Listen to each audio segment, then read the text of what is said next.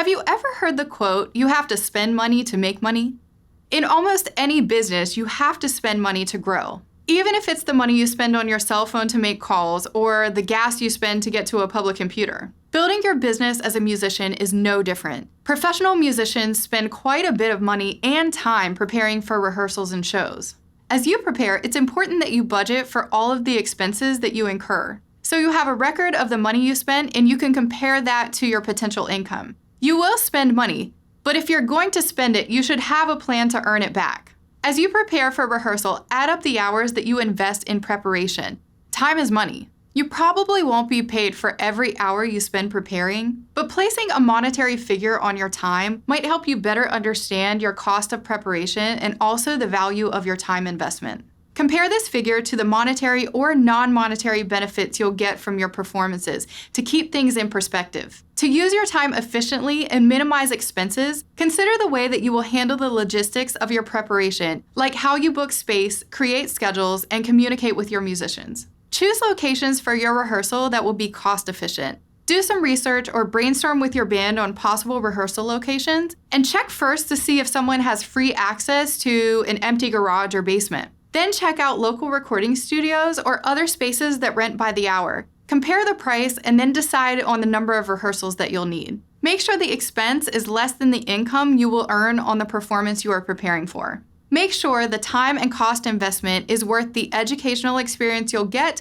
or the confidence you'll build. Make sure that you can afford your expenses or that the money you spend is recoupable at some point. You can use the same cost-benefit analysis when choosing performance locations as well. Choose locations that will benefit you and your band most, either monetarily or in some other way, like those that provide exposure to reputable management teams or those that just give you great potential to build your fan base. After you've decided on a space, you'll need to book a rehearsal that fits with all of your band members' schedules.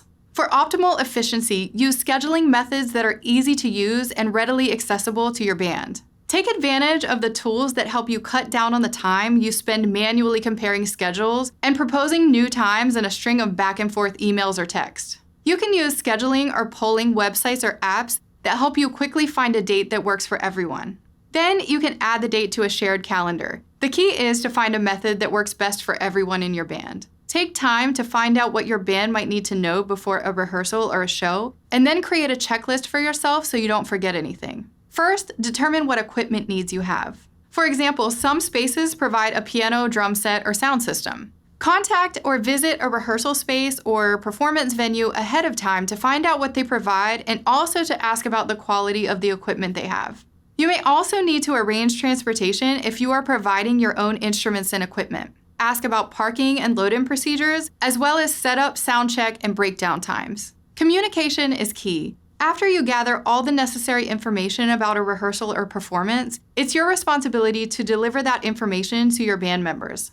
Make sure you send your initial message with all the information, and then another follow-up message closer to the rehearsal or show that includes reminders or addresses any other issues. Finally, keep your word when it comes to time and money and discuss pay up front. You and your band should agree on price before any services are rendered. Your band members might choose to rehearse with you for free because they're invested in the band, but this should be discussed before rehearsing anything.